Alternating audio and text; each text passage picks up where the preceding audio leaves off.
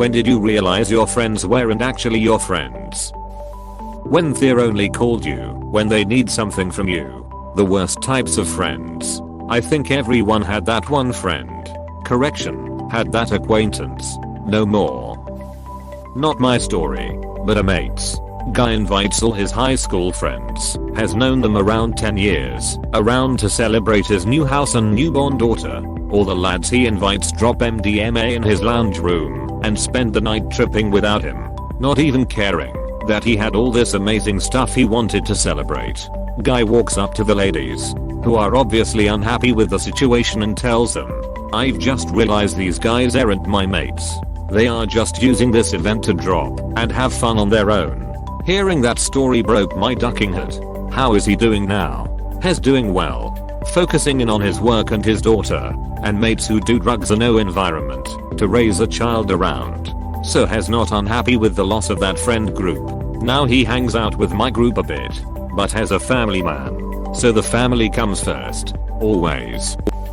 Me and two girls were walking down the street and they completely ignored me. So I was walking behind them.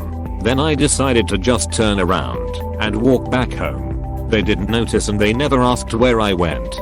That really hurt. Also at another point one of the girls came up to me and just flat out said to me, "Sometimes I don't understand why you have friends." Well, recently I've started wondering about it too.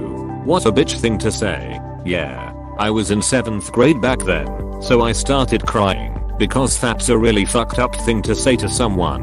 I don't think I'll ever forget those words. When I realized I was practically harassing them to hang out with me. Just gotta get some self-respect and learn to let it go. Edit. Thanks so much the awards everyone. I shall hang them on my wall. Same. It was bittersweet. Literally just this holiday season. Got tired of practically begging to hang out.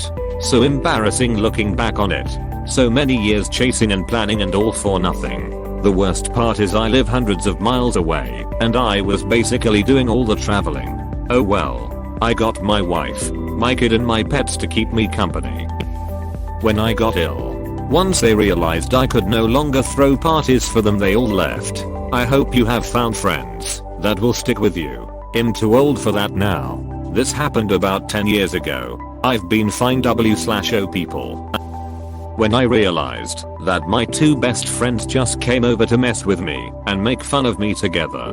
That's tough. Trios rarely work. I speak from experience. 2 times I got into trios, the other 2 ended up a lot closer while I became the outsider.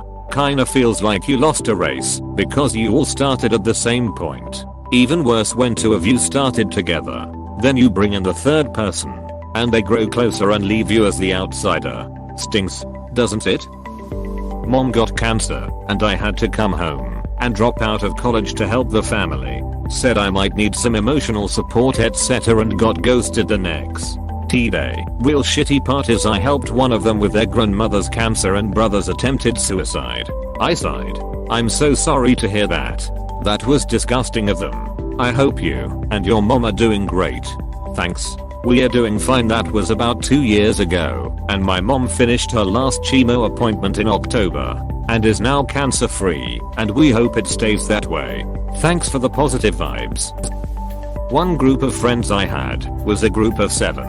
During restrictions in London you were limited to groups of 6. Guess who was left out almost every time? Edit. Wow, I didn't expect all these responses. Thank you for all the support.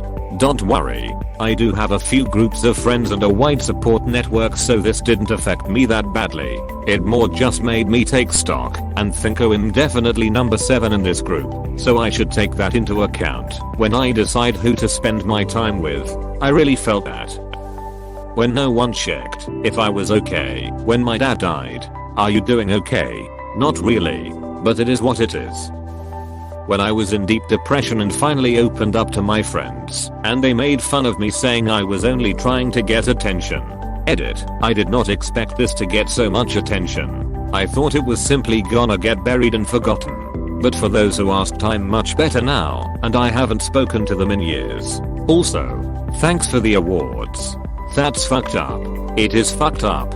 But sadly it's more common than I wish it is. I've also been through some rough times. Had my sad moments, and the moment I opened up to my friends all I got was PFFF. Stop complaining and man up, you sissy. I'll offer some advice that comes from 40 years of figuring things out. 1. If they make you feel bad more often than they make you feel good, they aren't your friend. 2. If they should talk about mutual friends to you, they're also slagging you off to those self-same people. They aren't your friend. 3. If you are constantly the butt of their jokes in front of other people, they aren't your friend. 4. If they undermine your achievements, or are only supportive when they want something, they aren't your friend. 5. If they are ducking to your fiancé behind your back, they are definitely not your friend. Bit of a specialist category, that one. Was talking to her during CL button, she just says, why don't you have other friends? Question mark, exclamation mark, exclamation mark. It was terrible, especially since this guy behind us just froze at her comment and stared at us to see what happens next. Edit. I honestly didn't think this would get this much attention and criticism, but I'll give you the context of this. Also, I'm sorry to anyone saying they had similar experiences. That feeling really sucks.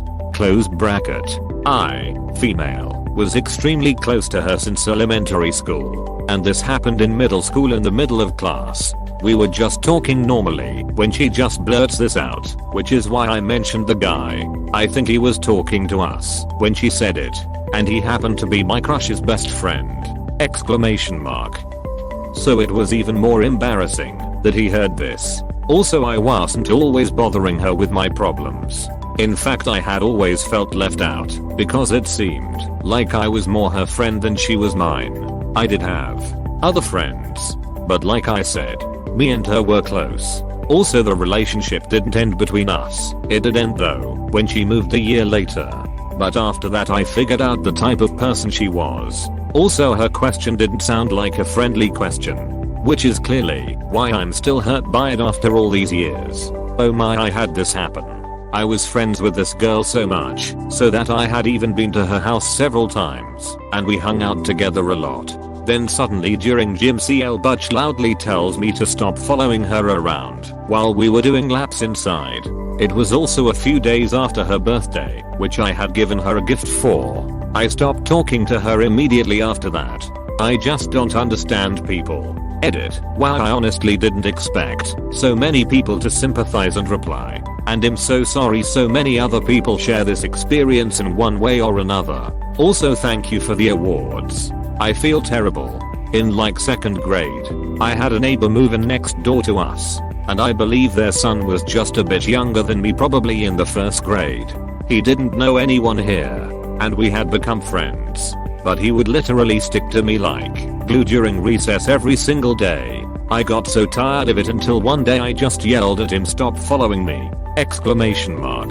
Well, he ran off and began crying, told his parents, which told mine. I got in trouble, etc. But we were never good friends after that.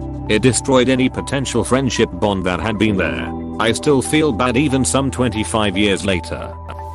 When in my senior year I found myself completely and utterly alone after a difficult breakup. I was utterly alone my entire senior year too. Sorry to hear that was the case for you too. When I broke up with a girl that I had dated for less than 5 months and they all abandoned me for her, and then I found out they all were taking a trip to Colorado together and nobody even bothered to tell me. I found that out on Facebook. I was in a group of friends at uni and one of them was Swedish. This was remote friendship. We distanced. But I accidentally came across on Facebook that the Swedish guy came to visit the others. I'm unsure if I would have gone, but I would have liked to have been included. The silence confirmed that I was better off not in their lives. It's a horrible feeling when you're excluded from group activities like that. It's even worse when you've been actively trying for a while to see someone / a group of people, but they keep dodging you. When they start hiding things from me, I know how that feels.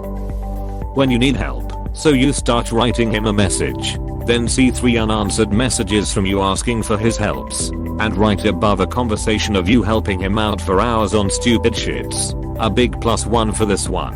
Whenever they need me, I'm making myself more stressed to complete my work, so I can separate some time for them. but if I need help / attention for an advice etc.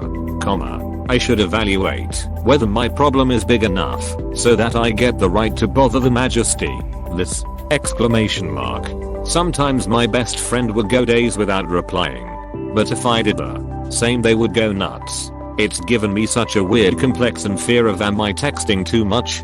So now I don't reach out to my friends much out of fear. Seriously. Duck people like that.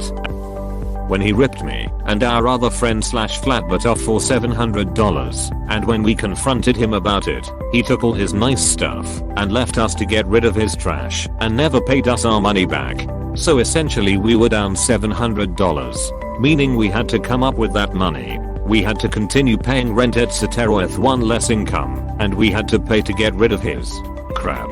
Fuck you Vance. Yay duck IR Vance. When my divorce became public, lost everybody. Ex and I are on friendly terms but everyone I thought would be there ghosted me. Even the ones I was friends with before the relationship. Edit 1. Wow. Thank you to the supporters. To those who have experienced or are experiencing the same thing.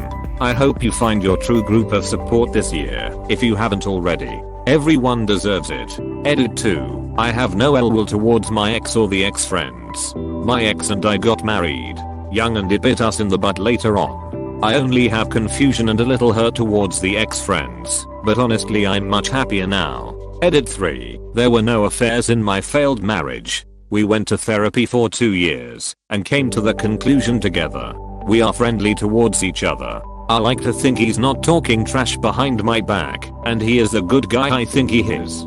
Edit 4. Some friends dropped me because they were uncomfortable with having an unmarried friend.